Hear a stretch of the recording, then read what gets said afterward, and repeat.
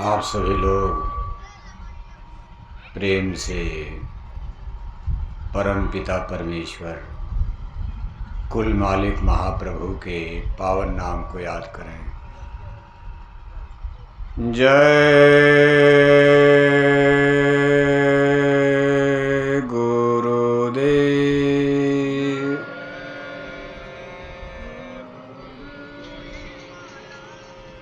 जय गुरुदेव नाम किसका, जय गुरुदेव।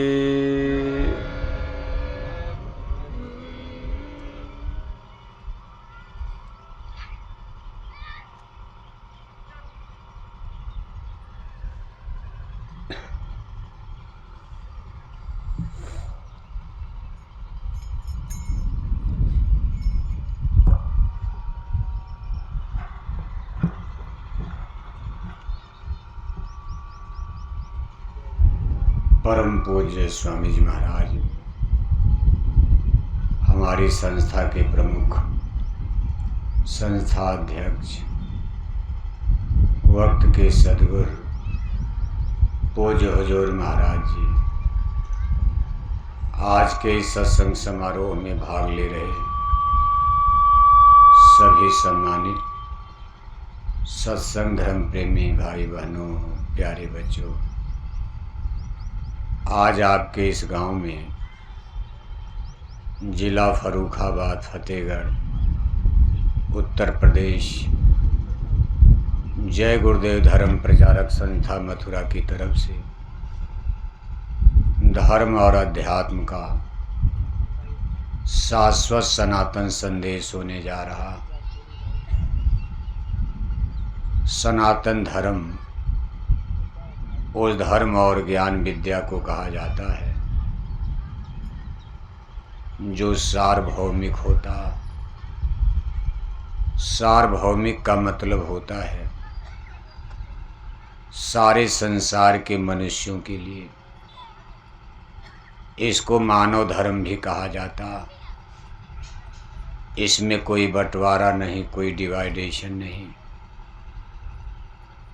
इस पर किसी एक जाति और देश का अधिकार नहीं हो सकता। सनातन धर्म में देश और राष्ट्र, जाति और भाषा की सीमाएं नहीं होती हैं।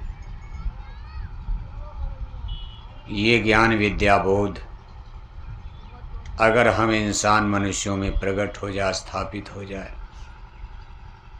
तो तमाम रगड़े झगड़े खत्म हो सकते हैं।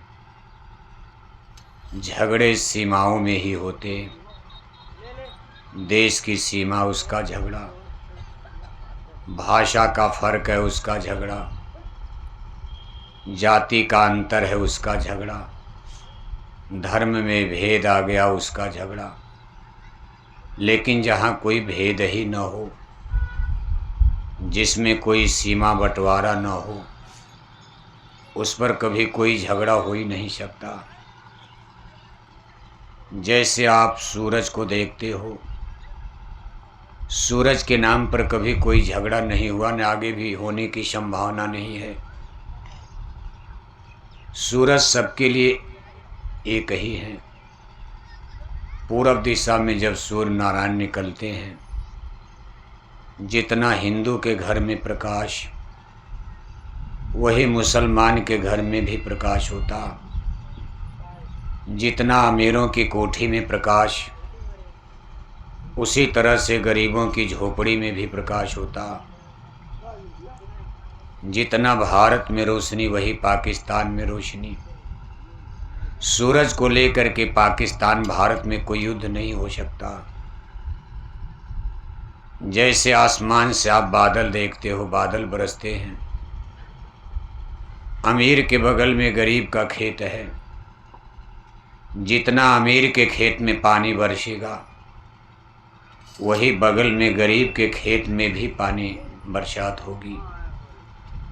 ये नहीं कि अमीर के खेत में पानी ज़्यादा और गरीब के खेत में पानी कम बरसेगा।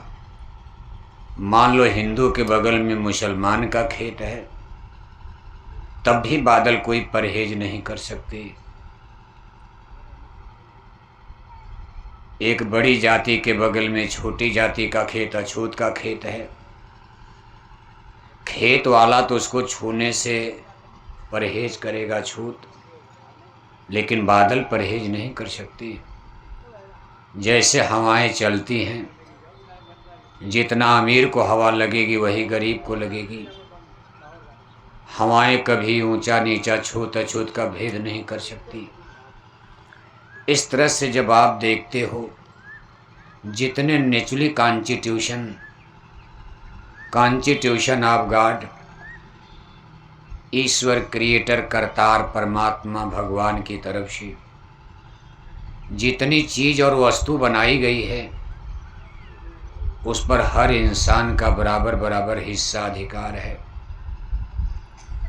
जैसे बाप की संपत्ति है, मान लो किसी के 5 बेटे हैं, बाप की संपत्ति का जब बंटवारा होगा तो सभी बेटों में बराबर बराबर बटेगा। बेटा लायक हो चाहे नालायक हो, लेकिन बाप की संपत्ति पाई पाई जमीन बराबर बटेगी, घर मकान पैसा। बाद में अपना अपना बना के भाई भाई में अंतर हो जाता। एक भाई अपनी कोठी बना लेता, एक भाई झोपड़ी बना देता, दोनों में अंतर हो जाता। लेकिन बाप की संपत्ति जब बटी तो सबको बराबर बराबर मिलता। इसी तरह से सबका पिता, सबका मालिक, सबका क्रिएटर, सबको बनाने वाला, रचने वाला एक ही ऑलमाइटी सुपर पावर, उनको परमात्मा कहो, ईश्वर कहो, खुदा कहो, भगवान कहो। भगवान कोई 10, 20, 50 तो है नहीं, एक ही कहा गया। उनकी तरफ से जो चीज़ें हमारे आपके लिए यहाँ बनाई गई, चूँकि वो सबके पिता हैं, हिंदू हो, मुसलमान हो, सिख हो, ईसाई हो, ब्राह्मण हो, क्षत्रिय हो, यादव हो, हरिजन हो, कुर्मी हो, पटेल हो, हरिजन हो, भंगी हो, चूड़ा हो, चमार हो, कोई हो, सगला सृष्टि मोर उपजाया। सबको एक ही पिता ने प्रकट किया है, जन्म दिया है। इसलिए उनके द्वारा जितनी चीज़ें बनाई गई है, उस पर हम इंसानों का बराबर बराबर अधिकार बनता। अब इसके बाद हम लोगों ने जो बनाया, हम लोग अपना अपना अलग अलग बांट लेते हैं। धरती उन्होंने बनाई, धरती सबकी है, सकल भूमि गोपाल की। समुंदर उन्होंने बनाया, अब हमने आपने नगर बनाया, शहर बनाया, कोठी बनाई, हवेली बनाई, कार बनाया, मोटर बनाया, हवाई जहाज बनाया, इंटरनेट, कंप्यूटर, अणुबम बनाया, परमाणु बम बनाया, सब तो आदमी बनाएगा। इसमें रगड़े झगड़े होते रहते हैं। आदमी ने ही देखो तमाम धर्म बना डाला। भगवान ने जिस धर्म को बनाया उसको सनातन धर्म कहा जाता। इसलिए भगवान के बनाए धर्म में कोई झगड़ा ही नहीं है। उस सच्चे परम पिता परमेश्वर ने जो धर्म स्थापित किया हम मनुष्यों के लिए, जब तक हम लोग भगवान के बनाए धर्म पर चलते रहे, तब तक धरती पर धर्म के नाम पर कोई झगड़ा नहीं। जब तक भगवान के बनाए जातियों के अनुसार चलते रहे, तब तक जाति का कोई झगड़ा नहीं। ईश्वर ने, परमेश्वर ने जब इस संसार की रचना किया और यहाँ वर्जिन ऑफ लाइफ हम प्राणियों को, इंसानों को जन्म दिया, तो परमात्मा ने हम मानव जाति में केवल 2 जातियाँ बनाई थी। कै जाति बनाई? एक औरत बनाया, एक मर्द बनाया। ये बंटवारा देखो आज तक जिंदा है। आप यहाँ देख रहे हो औरत मर्द अलग अलग। ये परमात्मा का बंटवारा, इसको आदमी एक नहीं कर सकता। कुछ काम दुनिया में है जिसको स्त्री करेगी, पुरुष नहीं कर सकता। कुछ काम ऐसा है जिसको पुरुष कर देगा, औरतें नहीं कर सकती। क्योंकि ये भगवान का बंटवारा हो चुका। यानी परमात्मा ने कई जाति बनाई। शुरू में धरती पर कई जाति थी, मनुष्य में कई जाति थी, केवल 2 जातियां। इसलिए उस समय कोई युद्ध नहीं होता था, झगड़ा उगड़ा नहीं था। आज की तरह नहीं कि यादव ठाकुर का झगड़ा तो फिर इनका झगड़ा उनका झगड़े, कोई था ही नहीं, बवाल ही नहीं था। एक औरत थे, एक पुरुष थे, और इस 2 जातियों के लिए उन्होंने जो धर्म बनाया था उस धर्म को सनातन धर्म कहा जाता था। ईश्वर ने हम मनुष्यों के लिए जब धर्म बनाया, धर्म माने कॉन्स्टिट्यूशन ऑफ गॉड, जैसे आज दिल्ली लखनऊ में देखो कानून बनाया हुआ, ये कानून तो अभी हाल में बना, आज़ादी के बाद लागू हुआ 1947। उसके पहले अंग्रेजों के कानून पर 225 बरस भारत में राज चलता रहा। उसके पहले मुसलमानों के कानून पर 700 बरस तक, और उसके पहले आप चलोगे तो जब भारत में हिंदू मुसलमान नहीं आए थे, विदेशी आक्रांताओं ने यहाँ कब्जा नहीं जमाया था, तब भी भारत में राजपाट चलता था। देशी नरेश, भारत के देशी राजा अपने अपने कानून से छोटे छोटे राज्य बनाकर यहाँ राजपाट किया करते थे। जैसे आपका कन्नौज राज था, दिल्ली राज था, महोबा राज था। ये सब उस जमाने के मुसलमानों के पहले के। भारत के उत्तर भारत में 3 बड़े बड़े राज्य थे। दिल्ली का राज जमुना से लेकर के देखो अजमेर शरीफ, जहाँ राजस्थान ये इलाका, ये सब पृथ्वीराज चौहानों का राजवंश था। गंगा नदी के इस पार से लेकर बिहार बक्सर तक, बलिया के आगे तक, सरजू गंगा की सीमा तक कन्नौज का राज चल रहा था। कन्नौज राजधानी, गंगा के किनारे कन्नौज, और राज इनका कहाँ था बक्सर बलिया तक, बिहार की सीमा तक। इसके आगे जमुना के पार बेतवा इलाके में उधर महोबा के राजा है। 3 राजाओं का इतिहास, छोटे मोटे तो बहुत रहे होंगे, लेकिन इन 3 राजाओं का इतिहास में जब मुसलमान भारत में आ रहे, ठीक उसके पहले भारत में 3 बड़े राज्य थे उत्तर भारत में। इन तीनों राजाओं की आपस में थोड़ी लड़ाई झगड़ा हो गया। इसी का फायदा मोहम्मद गोरी गजनवी को मिल गया, उन्होंने भारत को हरा दिया, राजाओं को। अब घर की लड़ाई में दूसरे का दुश्मन का लाभ तो ही जाता। खैर इतिहास आप पढ़ते हो। यानी आपका ये फर्रुखाबाद भी उसी, तब फर्रुखाबाद को इतना बड़ा शहर वहर, तब जिला उला नहीं था। ये परिस्थितियां बदलती रहती। यानी कानून देखो राजाओं के, उनके भी कानून थे। जब मुसलमान भारत में नहीं थे तब भी तो राजा राज करते थे। इन राजाओं ने भारत में हजारों बरस राज किया मुसलमानों के पहले। उसके पीछे आप चलोगे तो द्वापर कालखंड 5000 साल पहले, जिसमें भारत में महाभारत का युद्ध हुआ है।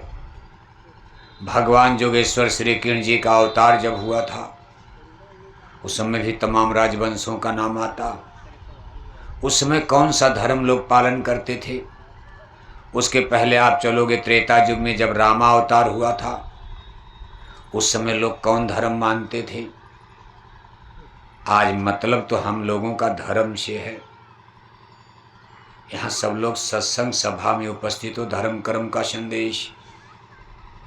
जैसे इस समय आज हम लोग रिलीजियस सिस्टम, हम लोग धर्म को मान रहे हैं, कर रहे हैं। कोई न कोई पूजा पाठ, धार्मिक अनुष्ठान, कर्म कांड आज आपके फर्रुखाबाद जिले में, आपके गांव में घर घर में हो रहा। क्या इसी तरह की पूजा पाठ त्रेता में, द्वापर में भी होता था, या कुछ अलग था? और अगर ये पूजा पाठ मान लो सही है, तो इसका हिंदू मुसलमानों में अलग अलग विभेद कैसे हो गया? अब तो इतना झगड़ा खड़ा हो गया कि अब तो ये डर लगता कहीं धर्म के नाम पर विश्व युद्ध न हो जाए। सारी दुनिया धर्म के नाम पर ही गोल बना रही। राष्ट्रवाद की भक्ति की भावना, राष्ट्रभक्ति, राष्ट्रवाद की सीमा भी धर्मवाद ने तोड़ दिया है। कुछ लोग जिस देश में रहते, लेकिन जब धर्म के नाम पर युद्ध होता है तो उनको अपने देश से कोई मतलब नहीं, विदेश की बात करते हैं। हिंदू हैं तो हिंदुस्तान की बात करेंगे, मुसलमान हैं तो पाकिस्तान की बात सोचने लगेंगे। जन्म उनका भारत में हुआ, यहाँ की मिट्टी में जन्म वो यहीं पलते हैं, पोसते हैं। लेकिन धर्म की बात आ जाए तो कभी कभी कुछ मुसलमान पाकिस्तान के बारे में ज़्यादा सोचते, भारत भले ख़त्म हो जाए, मर जाए, मिट जाए। सब मुसलमानों की बात तो हम नहीं कर रहे, लेकिन ज़्यादातर मुसलमानों का झुकाव पाकिस्तान की तरफ चल जाता है। वो भारतवर्ष, भारत भूमि से, भारत माता से उनका कोई बड़ा लगाव प्रेम नहीं रह जाता। इन्हीं राष्ट्रवाद के ऊपर धर्मवाद जाएगा, और अगर झगड़े होंगे तो संसार में विश्व युद्ध खड़ा हो सकता और इससे संसार नष्ट हो सकता। अब देखो यहाँ विभेद पैदा होता। जो धर्म लोगों की रक्षा करने के लिए बनाया गया, एक अच्छा समाज का निर्माण करने के लिए बनाया गया, मानव को मानव बनाने के लिए जिस धर्म की स्थापना हुई, जिस धर्म के मार्ग पर चलकर हम लोग अपनी आत्मा का कल्याण करते हैं, जन्म मरण के बंधन से मुक्त होते हैं, जन्म मरण चार खान 84, इससे जिससे हमारी रक्षा हो सकती, वो धर्म आज लोगों की जान लेने पर अड़ा हुआ है। छोटे छोटे बच्चे मार दिए गए धर्म के झगड़े में, तमाम औरतें मार दी गई धर्म के झगड़े में। राम और कृष्ण का धर्म का झगड़ा अलग है। राम ने भी युद्ध किया, लेकिन लंका में कोई बच्चा नहीं मारा गया। राम रावण के युद्ध में लंका में कोई औरत नहीं मारी गई। इतना बड़ा महाभारत का युद्ध हुआ, 18 दिन में 55 लाख वीर मारे गए, मलट्टी मारी गई, लेकिन महाभारत की लड़ाई में कोई छोटे छोटे बच्चे नहीं मारे गए। महाभारत युद्ध में कोई स्त्री का वध नहीं हुआ 18 दिन में, बल्कि सबका सम्मान किया गया। ये नहीं कि लंका में विभीषण राजा बन गए तो रावण की स्त्री मंदोदरी को उन्होंने कोई कष्ट दिया होगा। भगवान राम ने कहा ना, इनका सम्मान करना, यानी दुश्मन की स्त्री का भी उन लोगों ने सम्मान किया। और आज धर्म के नाम पर झगड़ा होता, हिंदू मुसलमान का। अब हिंदू है, मुसलमान को तो ज़्यादा है। भारत में ईसाई धर्म को मानने वाले तो कम, थोड़ा मणिपुर देखो जल रहा। ये भारत का छोटा प्रदेश है, पूर्वोत्तर